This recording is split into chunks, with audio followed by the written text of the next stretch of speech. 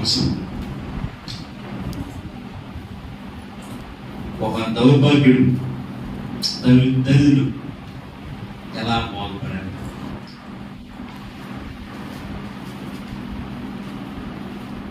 ఏంటిది చెప్పండి. నేను చెప్పింది అర్థమైంది మీకు? అర్థం అవ్వలేదా? దరిద్రుడు దౌర్భాగ్యుడు ఎలా బాగుపడ్డాడు? ఏంటి అంశం? ఏంటి?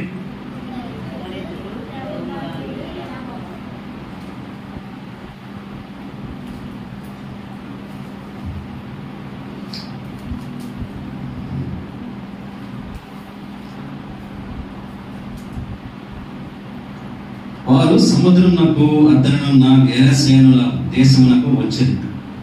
ఆయన దోణి దిగగానే అపవిత్రాత్మ పట్టిన వాడొకడు సమాధుల నుండి వచ్చి ఆయనకు ఎదురుపడాను. మనం చదివిన ఈ వచన భాగంలో ఒక ముగ్గురు వ్యక్తుల్ని నేను పరిచయం చేయాలని అనుకుంటున్నాను.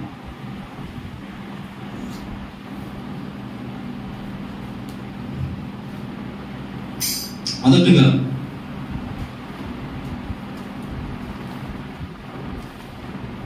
ఈ ముగ్గురు వ్యక్తులు లేదా ఈ ముగ్గురు ఈరోజు ప్రపంచాన్ని ప్రభావితం చేయాలని చూస్తున్నారు. మొదటగా సాతాను. మార్కు సువార్త 5వ అధ్యాయము 2వ వచనం. ఆయన దోణి దిగగానే అపవిత్రాత్మ పట్టిన వాడొకడు సమాధుల నుండి వచ్చెను. అపవిత్రాత్మ అంటే ఎవరి అపవిత్రాత్మ? ఏమండి అపవిత్రాత్మ ఎవరు? సాతానేనా? లేదా ఎవరైనా చనిపోయిన వాళ్ళు మళ్ళీ పెట్టారంటారా? సాతానేనా? రెండవది సమాజం. మార్కు సువార్త 5వ అధ్యాయము 3-4 వచనాలు. వాడు సమాధులలో వాసము చేసిన వాడు సంఖ్యలతోనైనను ఎవడను వారిని బంధింపలేకపోయాను. పలువారు వారి సంఖ్యలకు కాళ్ళకు చేతులకును సంఖ్యలు వేసి బంధించను. వాడు ఆ సంఖ్యలను తెంపి కాలి సంఖ్యలను తుత్తనీయులుగా చేసెను కనుక ఎవడను వారిని సాధుపరచలేదు. ఎవడను అంటే జంతువులు ఆపుతాయంట మనుషులు. ఏమండి మనుషులే కదా? మనుషులు అంటే ఎవరు? ఏమండి మనుషులంటే ఎవరు? సమాజాన్ని మనుషులు అనేది, లేదా బొమ్మలు అంటారా? అర్థమవుతుంది చెప్పేది? తెలుగులో చెప్పమంటారా, హిందీలో చెప్పమంటారా, ఇంగ్లీష్లో చెప్పమంటారా? నాకు 3 భాషలు తెలుగులో చెప్పాలి. అంతవరకు తెలుగు. మరి నేను కొత్త భాషలో మాట్లాడినట్టు నాకు ఎలా చదువుతున్నారంటే, నేను మాట్లాడేటప్పుడు నాకు ఇది చెప్తేనే కదా నేను అడిగే దానికి సమాధానం నేను ఎట్నాలని చేసేది. నేను ఎక్కడ పోతున్నారా?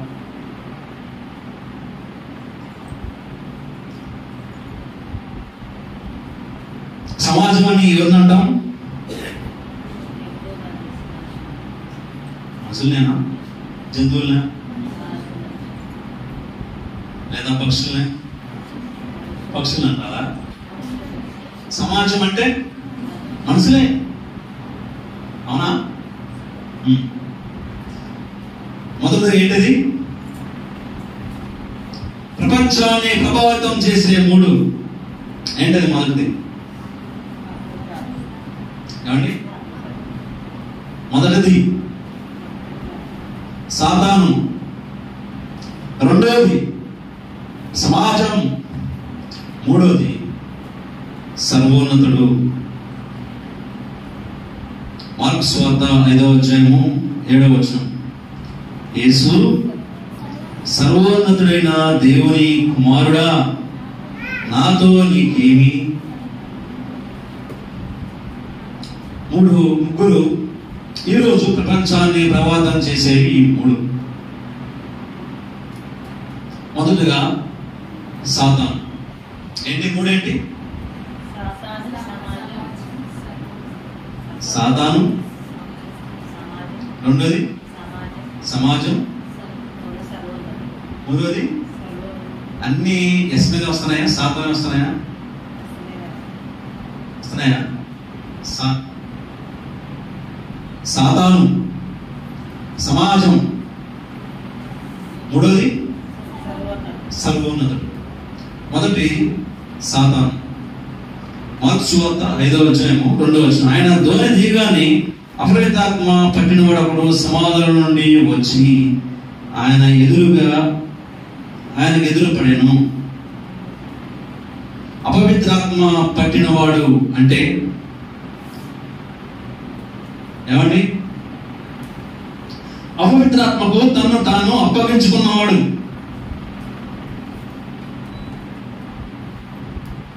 అపవిత్రాత్మ అధికారానికి లోబడినవాడు. అపవిత్రాత్మకు తన్ను తాను అమ్ముకున్నవాడు. ఎవరి అపవిత్రాత్మ పడినవాడు అంటే అపవిత్రాత్మ పట్టినవాడు అంటే తన్ను తాను అప్పగించుకున్నవాడు, తన్ను తాను అమ్ముకున్నవాడు. అపవిత్రాత్మ అధికారానికి లోబడినవాడు. అపవిత్రాత్మ పట్టింది అనుకోండి,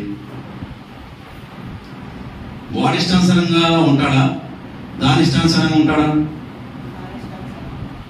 ఏమండి? ఒక మనిషికి దయ్యం కానీ దాన్ని పట్టింది అనుకోండి, వాడి ఇష్టానుసారంగా ఉంటాడా? వాడి వ్యక్తి యొక్క ఇష్టానుసారంగా ఉంటాడా? ఆ దయ్యం ఎలా చెప్తే అలా ఉంటాడా? అంటే ఈ అపవిత్రాత్మకు తను తాను అప్పగించుకున్నాడు. అంటే ఈ అపవిత్రాత్మకు లోబడి ఉన్నాడు. అపవిత్రాత్మ అధికారానికి లోబడి ఉన్నాడు, అమ్ముకున్నాడు. సమాజంలో ఈరోజు 2 రకాలైన మనుషులు ఉన్నారు. ఎవరంటే అపవిత్రాత్మతో నింపబడినవాడు, పరిశుద్ధాత్మతో నింపబడినవాడు. అపవిత్రాత్మతో నడిపించబడేవాడు, పరిశుద్ధాత్మతో నడిపించబడినవాడు. సమాజంలో ఎన్ని రకాల మనుషులు ఉన్నారు? ఏమండి చెప్పండి. అపవిత్రాత్మతో నింపబడి వాళ్ళ అపవిత్రాత్మ చేత నడిపించబడినవాడు. రెండోది పరిశుద్ధాత్మతో నింపబడినవాడు, పరిశుద్ధాత్మ చేత నడిపించబడినవాడు. ఈరోజు సమాజంలో ప్రపంచంలో 2 రకమైన మనుషులు ఉన్నారు. దేవుని కుమారుడు, పరిశుద్ధాత్మతో నడిపించబడినవాడు దేవుని కుమారుడు. మరి అపవిత్రాత్మతో నడిపించబడిన ఎవరు కుమారుడు? సాతాను కుమారుడు. రోమా పత్రిక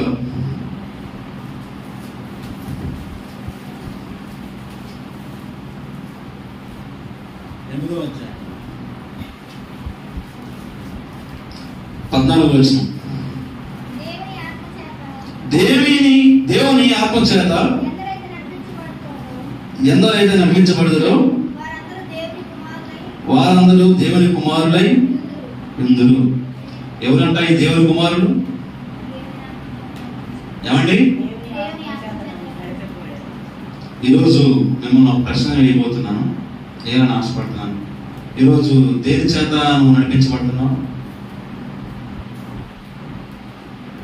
ఏమండి? దేవుని ఆత్మ చేత నడిపించబడుతున్నావా? సాతాను చేత నడిపించబడుతున్నావా? ఈరోజు నువ్వు దేవుని కుమారుడువా లేదా సాతాను కుమారుడువా?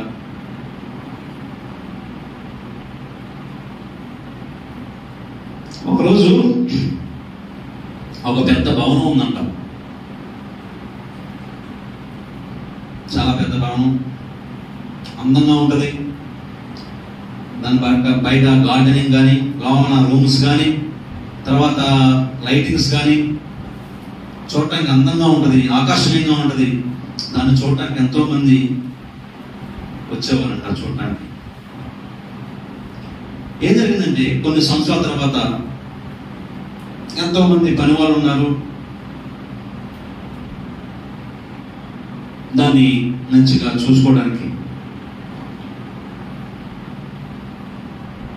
కొన్ని సంవత్సరాల తర్వాత దాని ఒక యజమాని చనిపోయాడు. చనిపోయే ముందు ఒక వీలునామా రాశాడు. ఏమనంటే, ఆ భవనం, ఆ ప్యాలెస్ ఎవరికి చెందిందని రాసుంటాడు అంటారు సాధారణంగా? మీరు చెప్పండి. ఏమండి?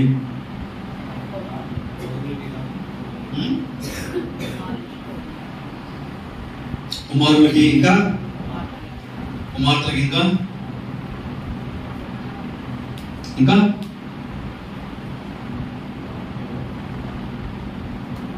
ఇంకెవరికి చెందిందన్నాను కదా. కానీ ఆశ్చర్యం ఏంటంటే, ఇతను ఏమో రాశాడంటే, ఏనామా ఈ భవనం సాతానుకు చెందాలి నేను చనిపోయిన తర్వాత అని రాసి చనిపోయాడు.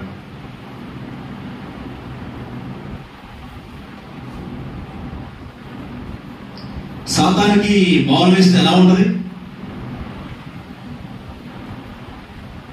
సాతాన్ అంటే చీకటి కదా, చీకటమయమైపోతుంది కదా. వెలుగువంతంగా ఉండాల్సిన భవనం చీకటమయమైపోయింది. యోహాను సువార్త 10వ అధ్యాయము 10వ వచనం.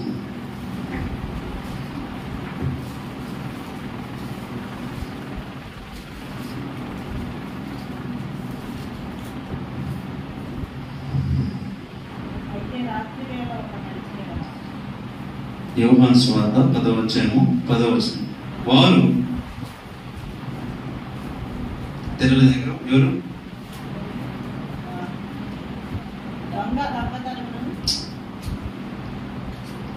యోహాను సువార్త 10వ అధ్యాయము 10వ వచనం.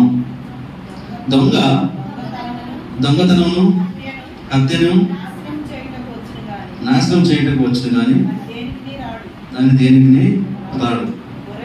చాలు.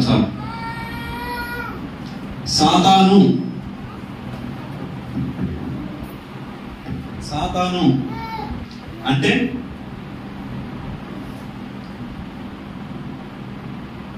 జీవితాన్ని పాడు చేయాలని చూసేవాడు. ఏమండి? బాగు చేస్తాడా? సాతాను కర్తవ్యం ఏంటి? నిన్ను దేవుడి నుంచి దూరం చేయటమే కదా. అంటే నువ్వు మంచిగా ఉండటం ఇష్టం లేదు, నీవు మంచిగా ఉండటం సాతానికి ఇష్టం లేదు. అప్పుడు సాతాను ఏం చేస్తాడు? ఒక దొంగ అనుకోండి, ఇప్పుడు చదువు కదా, ఏంటది?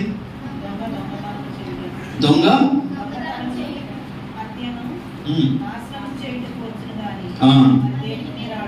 దొంగ దేనికి వస్తాడండి? వచ్చి ఇంట్లోకి వచ్చి చుట్ట చూపు ఆనందం పోతాడా? ఏమండి? పలకించిపోతాడా? దేనికి వస్తాడు? ఒక హంతకుడు వచ్చాడు అనుకోండి, వాడి వచ్చి అమ్మ బాగున్నారమ్మా అని చెప్పి వెళ్ళిపోతాడా? దేనికి వస్తాడు? వాడి పని ఏంటి? సాధారణ పని ఏంటి?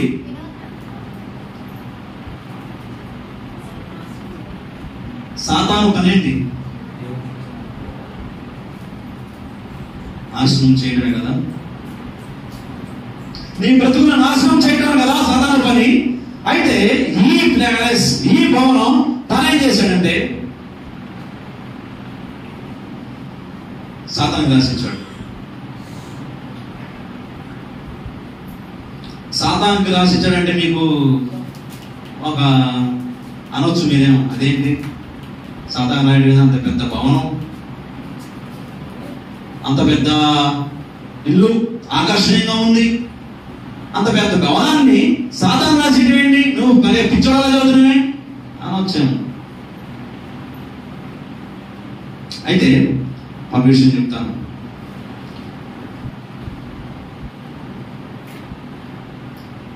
ఒక ఆమె అంటే కొత్తగా పెళ్ళైంది.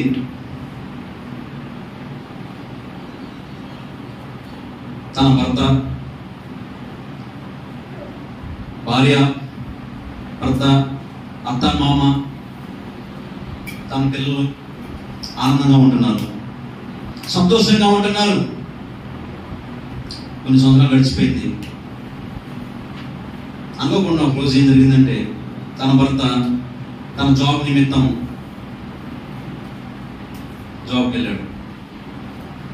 తన భార్య అత్త మామ పనికి వెళ్ళిపోయారు, పిల్లలు స్కూల్కి వెళ్ళిపోయారు. ఒక్కతే ఇంట్లో ఉంది. ఇంటి ఎదురుగా అతను ఆమెకి మెసేజ్ చేశాడంట. ఇది ఒక సాక్ష్యం, ఒక ఆమె చెప్పిన సాక్ష్యం, నేను సొంతంగా చెప్పట్లేదు. మెసేజ్ చేశాడంట.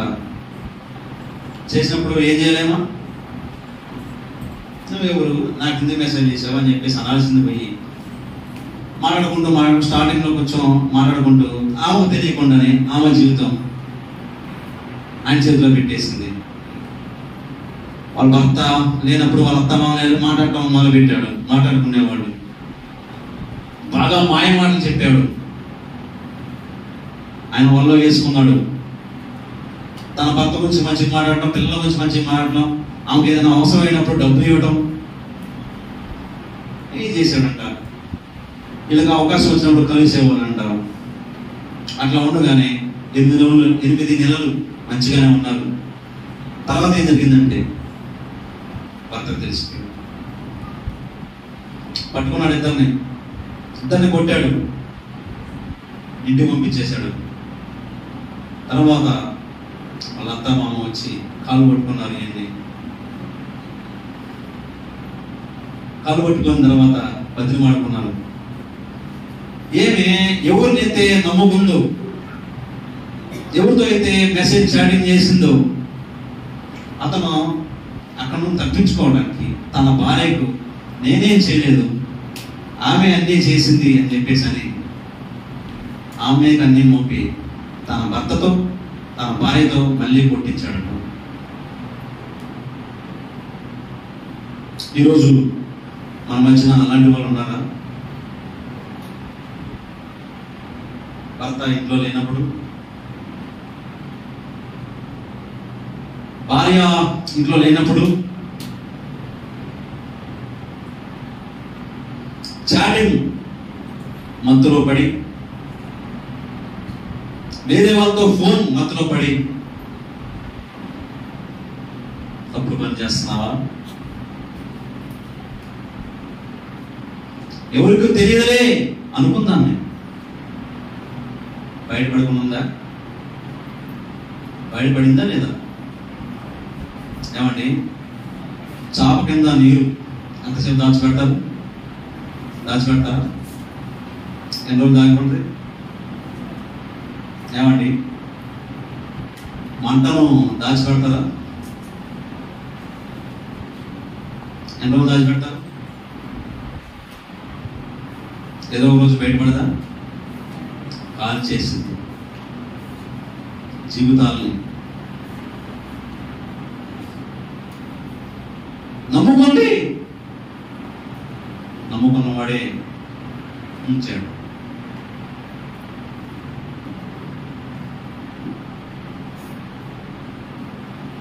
ఈరోజు అనొచ్చు, నువ్వు సాతానుకి ఎలా జీవితం ప్యాలెస్ లోకి, ఆ భవనంలోకి సాతాను ఎలా రాసించాడని చెప్పేసి మీరు ఇందాక క్వశ్చన్ మార్క్ ఉంది కదా. సంతోషంగా ఉన్న జీవితంలో ఒకడు వచ్చాడు, కుటుంబాన్ని నాశనం చేశాడు. సాతానుకి, అపవిత్రాత్మకు చోటిచ్చింది. ఏం చేసింది? సంతోషం ఉందా కుటుంబంలో? జీవితంలో సంతోషం ఉందా? ఏమండి, అపవిత్రాత్మకు నీ జీవితం ఇస్తే అయితే నువ్వు దేంతో నడిపించబడుతున్నావు అంటున్నట్టు? ఏమండి? సాతాను. ఆయన ధోని తిరగానే అపవిత్రాత్మ పట్టిన వాడొకడు సమాధుల నుండి వచ్చి ఆయనకు ఎదురుపడిన. ఒక వ్యక్తిలో అపవిత్రాత్మ ఉన్నట్లయితే అతని కళ్ళు తప్పుడు చూపు చూస్తాయి.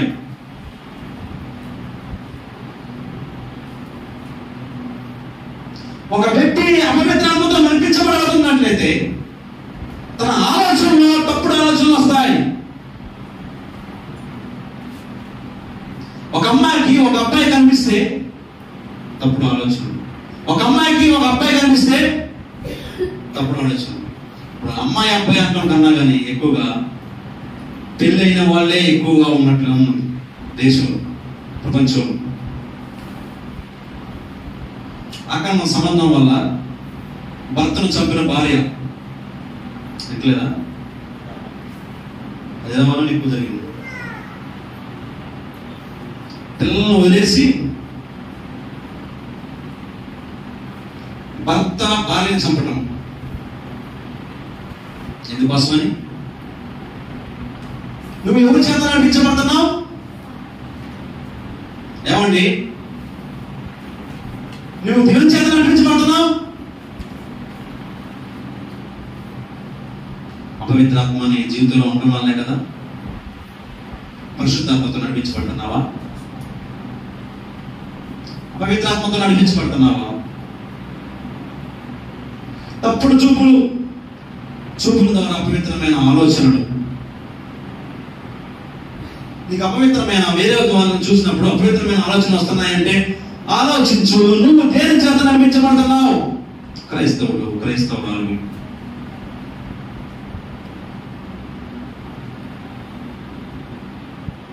పాపం చేస్తేనే వెళ్ళి ఏదో తప్పు చేస్తేనే పాపం చేసినట్టు కాదండి. తప్పుడు ఆలోచనలో మన ఆలోచనలో వచ్చినా కానీ పాపం చేసినట్లే కాదంటారా? ఏమండి? దేవుడు నన్ను తప్పుడుగా ఆలోచించినా కానీ నువ్వు పాపం చేసినట్లే దేవుని దృష్టిలో. నువ్వు ప్రత్యేక పాపం చేయని అవసరం లేదు. ఈరోజు నీ ఆలోచనలు ఎలా ఉన్నాయి? అపవిత్రంగా ఉన్నాయా, పవిత్రంగా ఉన్నాయా? ఏం చూస్తున్నావు నువ్వు? ఏమండి? అపవిత్రాత్మ మనలో ఉన్నట్లయితే తలంపులు చూపులలో తప్పుడు, మన నడకలో తప్పు, పడకలో తప్పు,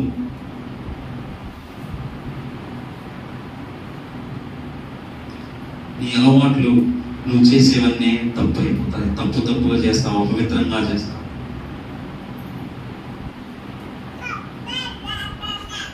ఇప్పుడు నేను ఒక ప్రశ్న వేస్తాను మిమ్మల్ని. ఇప్పుడు నువ్వు ఎవరి చేతిలో ఉన్నావు? అపవిత్రాత్మతో నింపబడిన అపవిత్రతో ఉన్నవారి చేతిలో ఉన్నావా? సాతాను చేతిలో ఉన్నావా? లేదా పరిశుద్ధాత్మ దేవుని చేతిలో ఉన్నావా? నీ ఆలోచనలన్నీ తప్పుడు ఆలోచనలు వస్తున్నాయి. నీ నడకలన్నీ తప్పుడు త్రోవలు నడుస్తున్నావు. ఎప్పుడు చూడు వేరే వాళ్ళతో అక్రమ సంబంధం పెట్టుకొని ఏదేదో మాట్లాడుతూ వేరే వాళ్ళతో రిలేషన్ చేసుకుంటూ తప్పుడు ఆలోచనలు, తప్పుడు కోరికలు, తప్పుడు చేష్టలు, తప్పుడు నడకలు చేస్తున్నావు అంటే నువ్వు ఎవరి చేతిలో ఉన్నట్టు? జీవం చేతిలో ఉన్నావా లేదా అపవిత్రాత్మ చేతిలో ఉన్నావా?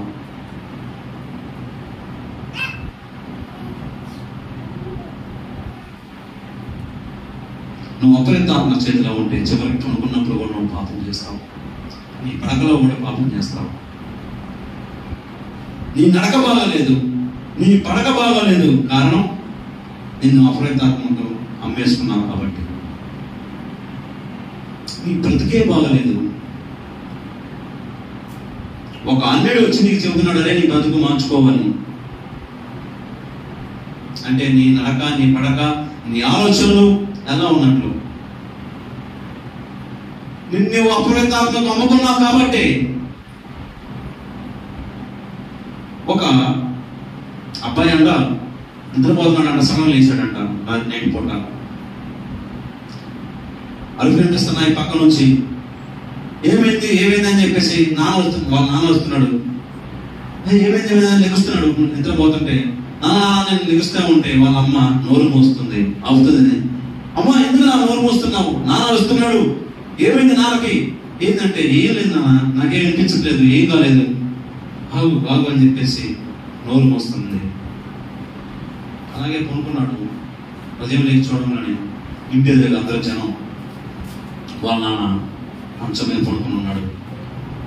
ఏమైంది అందరూ జనం ఏందని చెప్పి చూస్తే వాళ్ళ నాన్న చనిపోయాడు. పోలీసు వాళ్ళు వచ్చారు. పోలీసులు వచ్చేసి ఏందని చెప్పేసి అడిగి తర్వాత తన కుమారుడి దగ్గరకు వచ్చి, ఆ పిల్లవాడి దగ్గరకు వచ్చి, ఏమైంది, ఏమని తెలుసా అంటే, ఇదిగో సాయంత్రం నేను నైట్ మా నాన్న అరుస్తుంటే కేకలేస్తుంటే నేను అడిగాను, ఏమైందంటే అమ్మ నన్ను నోరు చేస్తుంది, ఏమి కాలేదని చెప్పేసి అంటుంది. నాకేం అర్థం కాలేదు, ఉదయం లేచి చూడమని చనిపోయి ఉన్నాడని చెప్పేసి అన్నాను. అక్కడి నుంచి లేచి పోలీసు వాళ్ళు తన తల్లి దగ్గరకు వచ్చారు. ఏమైంది చెప్పు, నీ కుమారుడు ఇలా చెబుతున్నాడు, ఏమైంది నీ భర్తకు ఏమైందని చెప్పేసి అంటే చెప్తున్నా, అయ్యా నాకు వేరే అతనితో అక్రమ సంబంధం ఉంది. మా ఆయన ఉంటే నేను అతనితో సంతోషంగా ఉండలేకపోతున్నాను, అడ్డుంటానని చెప్పేసి నేనే చంపేయని చెప్పేసి అన్నాను. నేను వేరే గదిలోకి నా కుమారుని తీసుకుని వచ్చాను. తను ఆ గదిలో ఉండి తను చంపేస్తున్నాడు. ఆ కేకలు అవే. ఈరోజు మనం వచ్చి ఉన్నారా? ఏమండి,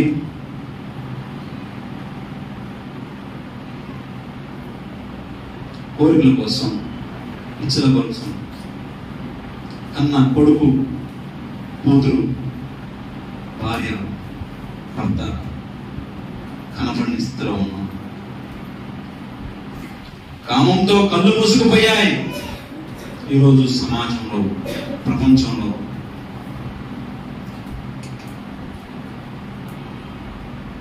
ఎన్నో జీవితాలు, ఎన్నో వింటున్నాం కదా. తన ప్రియుడితో ఉండటానికి అడ్డుగా ఉందని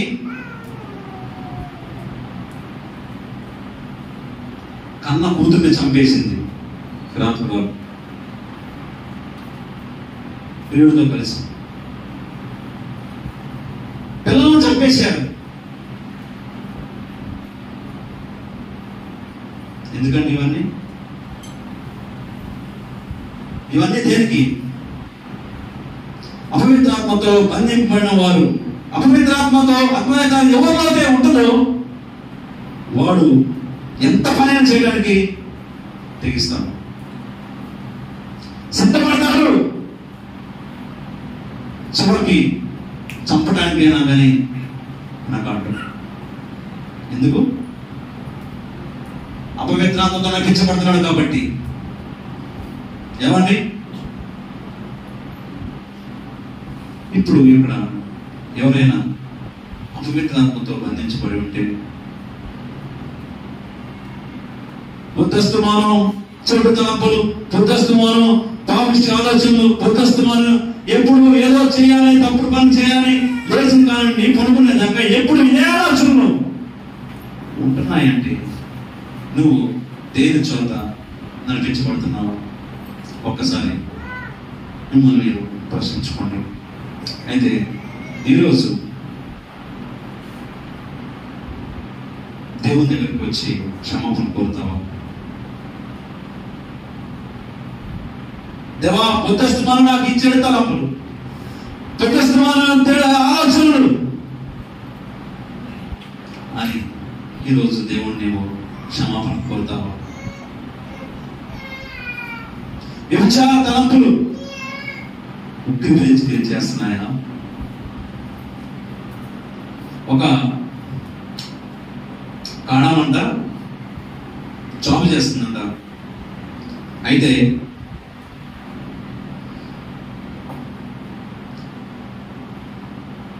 నా జాబ్ అయిపోయిన తర్వాత ఆమె సపరేట్గా ఒక క్యాబిన్ ఇచ్చారంట. ఆమె ఇలా చెబుతుందంట పాస్టర్ గారి దగ్గర ఉంది, సరే భర్త ఉన్నాడు, కుటుంబం ఉంది, పిల్లలు ఉన్నారు, అయినా కానీ చెడు ఆలోచనలు, చెడు తలంపులు. నీకంటూ భర్త ఉన్నప్పుడు వేరే వారితో సంబంధం దేనికి? ఏమండి, నీకంటూ భార్య ఉన్నప్పుడు వేరే వారితో సంబంధం దేనికి?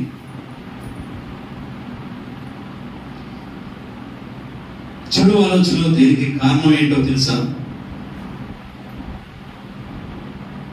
నీకంటూ భర్త ఉన్నప్పుడు, నీకంటూ భార్య ఉన్నప్పుడు, అయినా కానీ వేరే వారితో సంబంధం పెట్టుకుంటున్నామంటే కారణం ఏంటో తెలుసా? నీకు అపవిత్రాత్మ పట్టింది.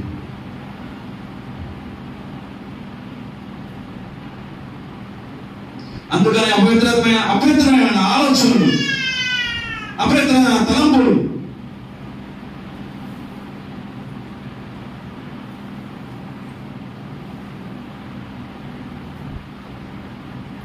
అపవిత్రమైన తలంపులు, ఆలోచనలు, అపవిత్రాత్మ నిన్ను పట్టుకోవడానికి నువ్వు అవకాశం ఇచ్చావు కాబట్టే. ఏమండి, ఈ అపవిత్రాత్మ పట్టినవాడు రెండోదిలో ఏం చేస్తున్నాడు? మనసు వద్ద 2వ వచనం, 5వ అధ్యాయం 2వ వచనం, పట్టినవాడు ఒకడు సమాధుల నుండి వచ్చి ఆయనకు ఎదురుపడాను. అపవిత్ర పట్టినవాడు అపవిత్ర స్థలాల్లో తిరుగుతున్నాడు. ఎక్కడ తిరుగుతున్నాడు? ఎక్కడ ఉన్నాడు? అక్కడ ఇప్పుడు సమాధుల నుండి వచ్చాడు అంటే అప్పుడు దాకా సమాధుల్లో ఉన్నాడు, అంటే సమాధుల్లో నివాసం చేస్తున్నాడు, అపవిత్రమైన స్థలాల్లో ఉంటున్నాడు. అపవిత్రమైన వాడు, అపవిత్రాత్మ పట్టిన వాడు ఏం చేస్తాడు? ఎక్కడ తిరుగుతున్నాడు? ఏమండి, ఎక్కడ తిరుగుతున్నాడు? గట్టి చెప్పండి. సమాధుల్లో తిరుగుతున్నాడు. అపవిత్రాత్మ పట్టిన వాడు ఎక్కడ తిరుగుతాడు? సాయంత్రం అయితే చాలు, చీకటి పడితే చాలు, ఎవరు లేకపోతే చాలు, పాపం చేయడానికి ఎక్కడికైనా వెళ్తున్నాం. అవకాశం దొరికితే చాలు వెళ్ళిపోతున్నాం. తప్పు చేయడానికి, పాపం చేయడానికి అవకాశం కోసం వెతుకుతున్నాం.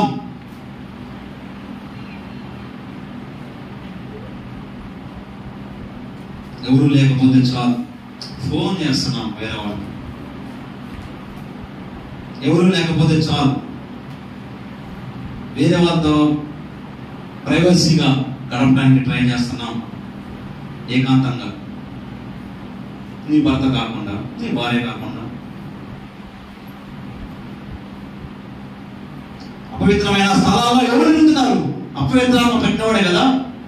ఈరోజు చెడు స్థలాల్లో తిరుగుతున్నావు అంటే, పాపం చేయడానికి తిరుగుతున్నావు అంటే నీకేం పట్టింది?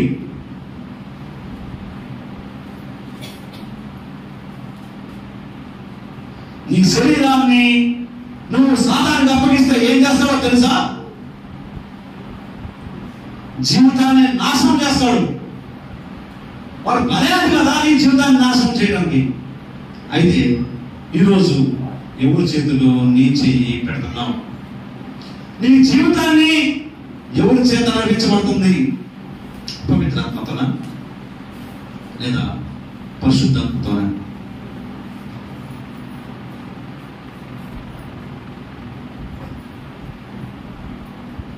పాస్టర్ గారు అంట బండి కార్లో వెళ్తున్నాను అన్నానంట. రోడ్డు పక్కన అందరంట గొడుగు వేసుకొని కపుల్స్ గా నిలబడి అసభ్య కార్యాలు చేస్తున్నారంట. గొడుగు కింద ఎవరు చూడకూడదని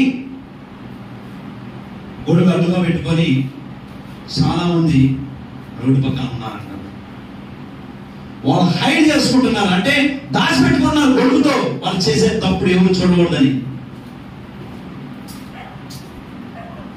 ఇప్పుడు వర్షం పడుతుంది, గొడుగు వేసుకుని వెళ్తున్నాం. గాలి వచ్చింది అనుకోండి, గాలి బాగా వచ్చింది, గొడుగు ఎగిరిపోద్దా లేదా? ఏమండి, ఎగిరిపోద్దా? పాపం అనే గొడుగు కింద నువ్వు తప్పుడు పని చేస్తున్నావు కదా, గుర్తుంచుకో, ఏదో ఒక రోజున ఎగిరిపోద్ది గొడుగు. ఎవరికి తెలియదులే అని అనుకుంటున్నావు, ఎవరు చూస్తారులే అని అనుకుంటున్నావు, చూసినా ఏం చేస్తారులే అని అనుకుంటున్నావు. మనుషులు ఎవరు ఏం చేయకపోవచ్చు, నిన్ను ఎవరు ఏం అనుకోవచ్చు. నిన్ను సృజించిన వాడు ఒకడున్నాడు గుర్తుపెట్టుకో. నీకు ఆరోగ్యం ఇచ్చిన వాడు ఒకడున్నాడు గుర్తుపెట్టుకో. నిన్ను చేస్తున్న వాడు ఒకడున్నాడని గుర్తుపెట్టుకో. ఇప్పటికీ నువ్వు బ్రతుకున్నావంటే నీకు జీవితాన్ని భిక్ష పెట్టిన వాడు ఒకడున్నాడని గుర్తుపెట్టుకో. నిన్ను జీవింప చేసిన వాడు, నిన్ను సృజింప చేసిన వాడు, నీకు జీవితాన్ని ఇచ్చిన వాడు, నిన్ను భూమి మీద పంపించిన వాడికి నిన్ను తీసుకెళ్ళడం చాలా కదంటారా? ఏమండి?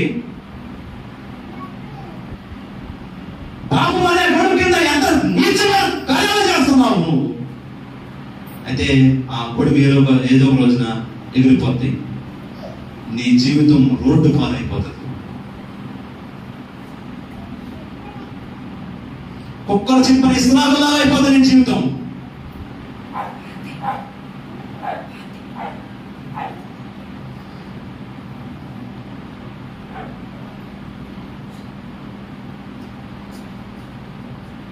ఎవరికి తెలియకూడదని, తెలియదు అని చెప్పేసి ఇష్టాసారం చేస్తాం. భర్తకు తెలియకుండా భార్య, భార్య తెలియకుండా భర్త గొడుగు వేసుకొని అపవిత్ర పనులు చేస్తున్నామేమో పాపం అనే గొడుగు కింద. జాగ్రత్త, ఏదో రోజున సడన్గా గొడుగు ఎగిరిపోతుంది. అప్పుడు నీ జీవితం ఏమైపోతుందో ఒక్కసారి ఆలోచించుకోండి.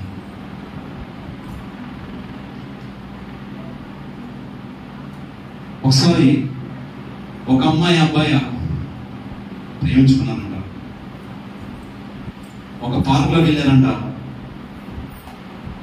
ఒక చెట్టుకి చాటుకి వెళ్ళారంట. ఏదో అపవిత్రమైన పనులు చేస్తూ ఉంటే అక్కడికి వచ్చిన ఒక వ్యక్తులు, మగ పిల్లలు, వాళ్ళకి తెలియకుండా వీడియో తీశారంట. అయిపోయిన తర్వాత వాళ్ళ దగ్గరకు వచ్చారంట. వాళ్ళు చేసిన పని అంతా వీడియోలో అంతా రికార్డింగ్ చేశారంట. వచ్చి ఆమె దగ్గరకు వచ్చి ఇలా చూపిస్తున్నాడంట. వీడియో చూపించి, మీరు ఇలా చేశారు కదా, మీరు చేసినంత నేను రికార్డ్ చేసుకున్నాను. నువ్వు వాళ్ళ 7 ఉన్నారు, 7 గుర్తుపెట్టుకోండి. మా 7 ఉంటేనే, లేకపోతే ఈ వీడియో నేను యూట్యూబ్లో పెడతాను, లేదా సోషల్ మీడియాలో పెడతాను, మీ అమ్మ నాన్న పంపిస్తాను అని చెప్పేసి అంటే తప్పనిసరిగా 7కి ఒప్పుకోవాల్సిందాము. ఒప్పుకుంది. తర్వాత అదే కాదు, ఇంకేం చేసిందంటే, మేము ఇప్పుడు కావాలంటే అప్పుడు నువ్వు రావాల్సిందే అని చెప్పారు. తన ఒకవాడి కోసం తన జీవితాన్ని ఇస్తే, తప్పుడు పని చేస్తే సీక్రెట్గా చేయాలనుకుంది. ఈరోజు ఏమైంది? బయటపడింది. జీవితం నాశనం అయిపోతుంది. గుర్తుపెట్టుకోండి, ఎవరు తెలియకుండా చేస్తున్నారనే తప్పనుకుంటున్నావు, కానీ ఏదో రోజున బయటపడిన రోజున నీ జీవితం ఏమైపోతుందో ఒక్కసారి ఆలోచించు. విర్రవీగుతున్నామేమో తప్పని చేసుకుంటూ, నా ఇష్టంలే, నన్ను ఎవడు ఆపేది, నాకు చెప్పేవాడు ఎవడు లేడులే అని అనుకుంటున్నామేమో. పట్టబడతావు ఒక రోజు వస్తుంది. ఆ రోజు నీ భర్త నిన్ను దగ్గర కూడా రానివ్వడు, నీ భార్య దగ్గర కూడా రానివ్వదు, నీ కుటుంబ సభ్యులు దగ్గర కూడా రానివ్వదు. ఒంటరి వాడిని చేస్తారు. ఆ రోజు నీ జీవితం ఏమైపోతావు ఒక్కసారి ఆలోచించుకోండి. దేవుడు ఈరోజు మీతో మాట్లాడుతున్నాడు. బైబిల్ చదివిస్తుంది.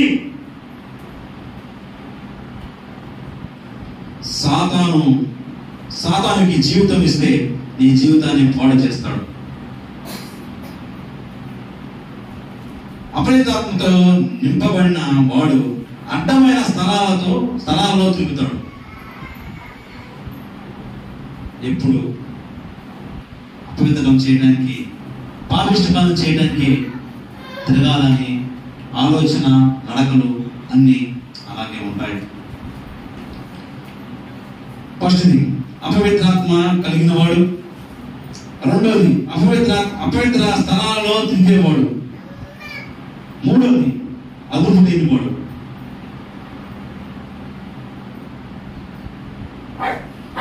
ఏమన్నా వాడు సమాధులలో వాసము చేసినవాడు. సంఖ్యలతోనైనను ఎవరును వాణ్ణి బంధింపలేకపోయేను అంటే వాణ్ణి ఆపలేకపోతున్నారు, అంతేనా? వాడిని అదుపు చేయలేకపోతున్నారు. మొట్టమొదటిగా ఏంటంట? అపవిత్రాత్మ కలిగిన వాడు. రెండోది అపవిత్ర స్థలాల్లో తిరిగేవాడు. మూడోది అదుపు లేనివాడు. అదుపు లేని వాడికి కుటుంబానికి అదుపు లేని వాడు కుటుంబానికి ప్రమాదం. అదుపు లేకుండా తల్లిదండ్రుల వాళ్ళ ఇష్టాసారం తిరిగితే వాడి వల్ల కుటుంబానికి క్షేమం ఉండాలా? అదుపు లేకుండా భార్య తప్ప మిగతా వాళ్ళు తిరిగి ఇష్టాసారం చేసేవాడి వల్ల ఉండేవాడి వల్ల కుటుంబానికి క్షేమం ఉండాలా? అదుపు లేకుండా భర్త మాట వినకుండా, అత్తమ్మ మాట వినకుండా, ఎవరి మాట వినకుండా ఇష్టాసారం తిరిగే భార్య వల్ల కుటుంబానికి క్షేమమా, గౌరవకరమా? ఏమండి చెప్పండి. ఈరోజు ఇక్కడున్న మనం వాక్యం వింటున్నాడు ప్రతి ఒక్కరు. ఈరోజు మనం ఎలా ఉన్నాం? అపవిత్ర ఆత్మతో పట్టిన వారుగా ఉన్నామా? వాళ్ళతో నింపబడి వాళ్ళ చేతులు అపవిత్రాత్మతో నడిపింపబడేవాడు ఉన్నామా? లేదా పరిశుద్ధాత్మతో నింపబడి పరిశుద్ధ కార్యాలతో చేయొచ్చు ఆయనతో నడిపించబడిన వాడు ఉన్నామా? మీరే ఆలోచించుకోండి. ఇందాక మీకు చెప్పాను, 3 విషయాలు చెప్తాను. ఫస్ట్ ఏంటిది? ప్రపంచాన్ని ప్రభావితం చేసే 3 విషయాలు. ఫస్ట్ సాతాను, రెండోది సమాజం, మార్కు సువార్త 5వ అధ్యాయము 3-4 వచనాలు. వాడు సమాధులలో వాసము చేసిన వాడు, సంఖ్యలతోనైనను ఎవడను వాణ్ణి బంధింపలేకపోయిను. పలుమారు వాని కాళ్ళకును చేతుకును సంఖ్యలు వేసి బంధించను. వాడు ఆ చేతి సంఖ్యలు తెప్పి కాలి సంఖ్యలను తుత్తనీలుగా చేసెను కనుక ఎవడను వారిని సాధుపరచలేకపోయాను. సమాజం అదుపు చేయలేకపోయిందండి ఈ అపవిత్రాత్మ పట్టిన వాడిని. ఎవరి సమాజం? మనుషులే కదా. అదుపు చేయలేకపోయారు, సంఖ్యలతో బంధించారు. సంఖ్యలు ఆపేయంటారా? ఏమండి?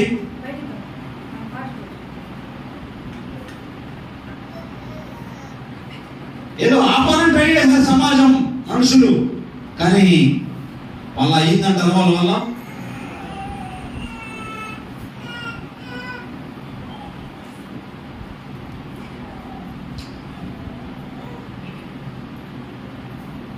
సమాజం నిన్ను బాగు చేయలేదు, సమాజం నిన్ను కంట్రోల్ చేయలేదు.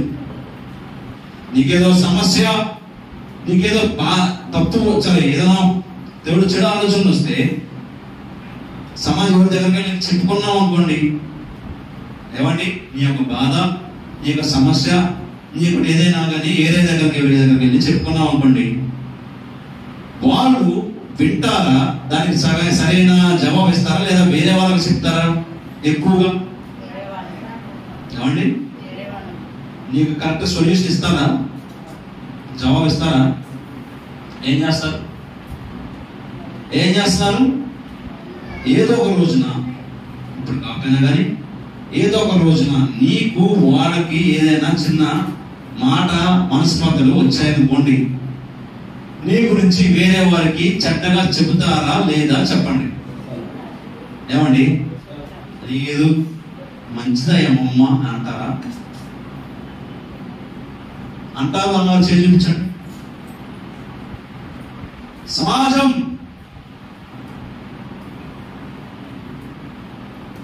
ఈ అభద్రత పట్టవాడిని సమాజం కంట్రోల్ చేయాలని చూసింది, అదుపు చేయాలని చూసింది. కానీ చేసిందంటారా? సంఖ్యలతో పండించారు, సంఖ్యలు ఆపాయంటారా? ఆపలేదు. నీ బంధువులు కానీ, నీ స్నేహితులు కానీ నీకున్న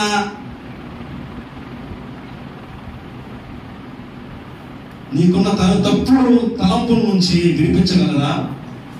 నీ తలంపుల నుంచి విడిపించగలరా? నీకున్న అక్రమ సంబంధాల నుంచి విడిపించగలరా? కావండి,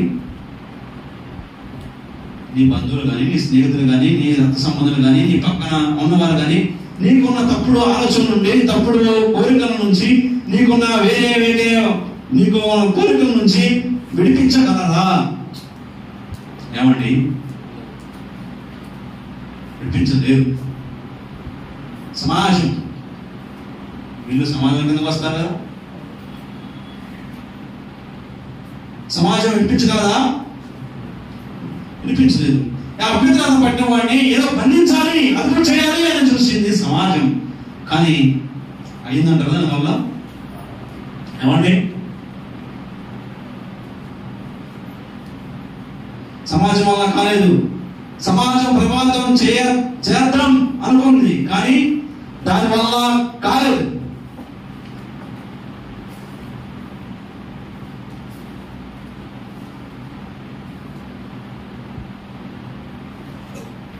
అపవిత్రాత్మ కలిగిన వాడు, అపవిత్ర స్థలాల్లో తిరిగేవాడు. మూడవది చెప్పాను, అపవిత్రాత్మ కలిగిన వాడు, అపవిత్ర స్థలాల్లో తిరిగేవాడు. మూడవది అదుపు లేనివాడు. తర్వాత అపవిత్రాత్మ పట్టినవాడు అరుస్తాడు. ఎక్కడుంది వాడు? 5వ వచనం, ఎల్లప్పుడూ రాత్రింపగళ్ళు సమాధుల్లోను కొండల్లోనూ కేకలు వేయచ్చు, తన్ను తాను రాళ్లతో గాయపరచుకొనచ్చు నుండెను. ఎవరు వస్తారండి సాధారణంగా? చిన్నదానికి పెద్దానికి అరుస్తా ఉంటారు కదా. ఎవరు వస్తారు? చిన్నదానికి పెద్దానికి అనవసరమైన వాడికి అరుస్తా ఉన్నారు, కేకలు వేస్తా ఉన్నారంటే ఎవరు?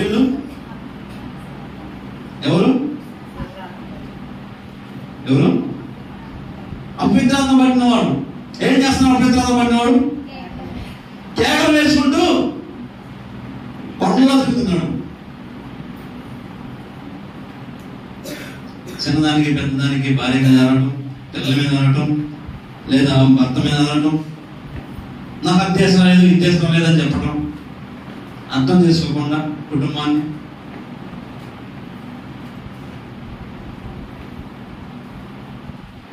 లేదా తల్లిదండ్రుల మీద అనడం. ఎవరు వీళ్ళు? అపవిత్రాత్మ పట్టిన వారు. ఏమండి? 4వది 5వది, అపవిత్రాత్మ పట్టినవాడు అర్థనగరంగా ఉంటాడు. వారు దూరం సరే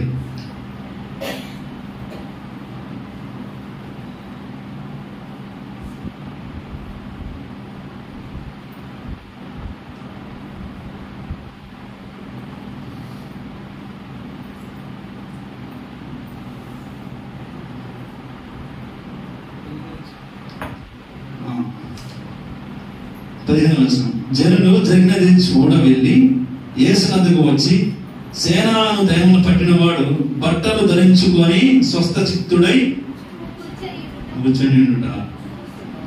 బట్టలు ధరించుకొని అని ఇక్కడ రాసిందంటే అప్పుడు దాకా ఏంటంట? ఏమండి, అర్థంగా ఎవరుంటారు? కొంతమంది తాగి విచ్చలుడిగా తాగి ఇంట్లో పడుకుంటారు కదా, రోడ్డు మీద పడుకుంటారు. ఒంటి మీద బట్టలు కూడా ఉండే సోయి కూడా ఉండదు, ఉందా లేదా అని. ఒకసారి అలా పరిస్థితిలో ఉన్నప్పుడు తన కొడుకు, ఇంట్లో ఉన్న కొడుకు కానీ కూతురు కానీ ఆ పరిస్థితిలో తన తండ్రిని చూసి ఎంతగా బాధపడతాడు ఒకసారి ఆలోచించండి. 10 మందికి ఎలా చెప్తాడు నా తండ్రి ఇదిగో ఇలా అని? 10 మందికి ఎలా చెప్తుంది నా తండ్రి ఇది అని? నా తండ్రి అర్ధనగరంగా ఇదిగో బట్టలు ఇప్పుకొని ఇట్లా కొనుక్కున్నాడని చెప్తాడా? నా తండ్రి ఇంకోటి తాగి తిరుగుతున్నాడని చెప్పేసి నీ భార్య కానీ నీ పిల్లలు కానీ ఏదైనా చెప్పుకోవడానికి మొహం చూపించుకుంటారు కదా. అర్ధనగంగా ఎవరు ఉంటారండి? ఏమండి? అపవిత్రాత్మ పెట్టినవాడు, అపవిత్రాత్మ కలిగిన వాడు, అపవిత్రాత్మ స్థలాల్లో అపవిత్ర స్థలాల్లో పాటించే స్థలాల్లో తిరిగేవాడు, అదుపు లేకుండా ఉండేవాడు. వాడిని అదుపు చేయలేదు ఎవరో లేరు, అదుపే చేయలేకపోయారు ఎవరు. వాడు అరుస్తూ కేకలు వేస్తూ రోడ్లంతా తిరుగుతూ ఉండేవాడు, కొండల్లో సమాధుల్లో తిరుగుతూ ఉండేవాడు, అర్ధనగరంగా ఉండేవాడు. ఏమండి, తాగిన వాయినలో అర్ధనగరంగా ఎక్కడ పడి ఉంటారో తెలియదు. బైబుల్లో కూడా ఒక భక్తుడు అలాగే తాగాడంటండి. ఆదికాండం 9వ అధ్యాయము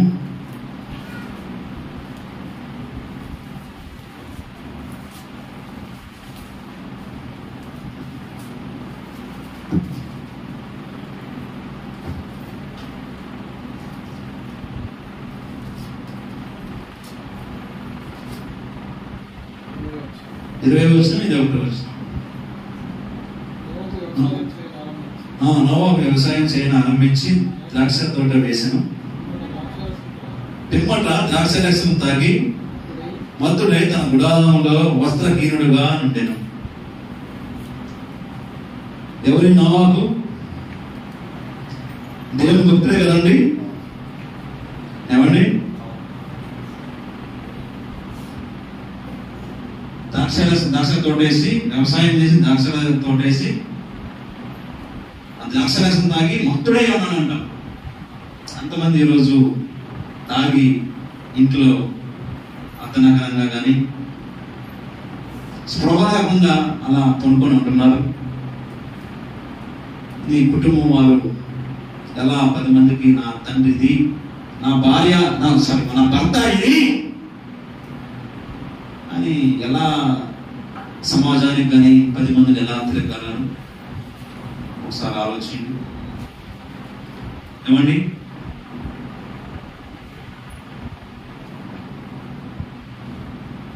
ఇలాంటి పాపిష్టుడిని అపవిత్రాత్మతో పట్టి అపవిత్రాత్మ కలిగి ఉండి అర్ధనగరంగా పాపిష్టి స్థలాల్లో సమాధులుగా తిరుగుకుంటూ అదుపు లేకుండా ఎవరు అదుపు చేశారు అదుపు లేకుండా అరుచుకుంటూ కేకలేస్తూ అర్ధనగరంగా తిరిగేవాడిని, ఇలాంటి పాపిష్టుడిని, ఇలాంటి ఏమంటారు చనిపోయిన వాడిని ఎవరైనా బాగు చేస్తారంటారా? ఆ దగ్గరికి ఎవరైనా వెళ్తారంటారా? ఇలాంటి పాపిష్టుడిని, ఇలాంటి దౌర్భాగ్యుడిని బాగు చేయడానికి దేవుడు దిగొచ్చాడండి. సర్వోన్నతుడు. మూడోదేంటి? సర్వోన్నతుడు. ఇల్లు విడిచి ఇల్లాలను విడిచి అపవిత్రాత్మతో నింపబడి అడ్డమైన స్థలాల్లో తిరుగుతూ అర్ధనగరంగా తిరుగుతూ అరుస్తూ కేకలు వేస్తూ అడుగు లేకుండా తిరుగుతున్న ఈ అడ్రస్ లేనివాడిని బాగు చేయాలని యేసుక్రీస్తు తన దేశాన్ని విడిచి వచ్చాడండి. ఏమండి చదవండి 6వ వచనం. వాడు దూరం నుండి యేసును చూసి పరిగెత్తుగా వచ్చి ఆయన వద్దకు నమస్కారం చేశాడు. ఇది 5వ వచనం. 1వ అధ్యాయం 1వ వచనం. వారు ఆ సముద్రమునకు అద్దరునున్న గేరసేన దేశమునకు వచ్చారు. ఎవరు వచ్చారు? ఇది ఎవరు?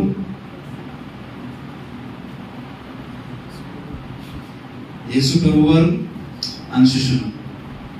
ఇలాంటి పాపని బాగు చేయాలని ఎవరు అనుకోలేదండి. సాతాను అపవిత్రాత్మతో పట్టినవాడిని జీవితాన్ని నాశనం చేయాలని చూస్తే దాన్ని ఎంతో కొంత బాగు చేయాలని సమాజం అనుకుంది. కానీ బాగు చేయగలిగిందండి? దాని వల్ల కాలేదు. అలాంటి పాపిస్తోండి, అలాంటి అడ్రస్ లేని వాడిని బాగు చేయడానికి వచ్చాడండి. ఎవరు? యేసుక్రీస్తు. ఆయన బాగు చేసేది యేసుక్రీస్తు మాత్రమే. చేయాలనుకుంది కూడా ఆయన మాత్రమే. నువ్వు బాగుపడుతుంటే నీ పక్కన ఉన్న వాళ్ళు ఎవరైనా చూస్తారా? సహజంగా జీర్ణం చేసుకుంటారా? నీ పక్కన నీ ఎదురుగా మంచిగా ఉండము, మంచిగా బాగా సంపాదిస్తాం, సరే మంచిగానే దేవుడిని ఆశ్రయించాలి అంటారు కానీ బాగానే అనుకుంటారు. వాళ్ళు అట్లా ఎందుకు ఎదుగుతున్నారు, నేను ఎందుకు ఎదగలేదు అనుకుంటారా లేదా? ఏమండి? కానీ నువ్వు ఏ విధంగా ఉన్నా పాపిష్టుడుగా నువ్వు ఉన్నా కానీ కేవలం నిన్ను బాగు చేయడానికి ఆయన వచ్చాడు. సాతాను కానీ నాశనం చేయడం, నాశనమైన వాడిని బాగు చేయాలని సమాజం ప్రయత్నం చేసినా కానీ తన చేతిలో లేదు. నాశనమైన వాడిని, పాడైపోతున్న వాడిని బాగు చేయగలిగిన వాడు ఒకే ఒకడు, ఆయనే యేసుక్రీస్తు మాత్రమే. దిగొచ్చాడు. అప్పుడు సాతాను సర్వోన్నతుడైన దేవుడి కుమారుడు, నాతో నీకేం పని? సాతాను తెలుసు యేసుక్రీస్తు దేవుడి కుమారుడనండి. అప్పుడు అక్కడున్న సర్దుకెళ్ళి మనుషులకి తెలిసిందంటారా యేసుక్రీస్తు దేవుడి కుమారుడని, మెస్సయ్య అని, మమ్మల్ని కాపాడడానికి ఆయన వస్తున్నాడని చెప్పేసి తెలిసిందా? ఆయన మెస్సయ్య కాదు, ఆ రక్షకుడు కాదు అని అనే విధంగా సిలువేసింది. కానీ సాతానుకు తెలుసు, దయ్యంకు తెలుసు ఏమని, యేసుక్రీస్తు దేవుని కుమారుడు, ఆయనే రక్షకుడు అని. మార్కు సువార్త 5:6. వాడు దూరం నుండి యేసును చూసి పరిగెత్తుకొని వచ్చి ఆయనకు నమస్కారం చేసి, యేసు సర్వోన్నతుడైన దేవుని కుమారుడా, నాతో నీకేమి?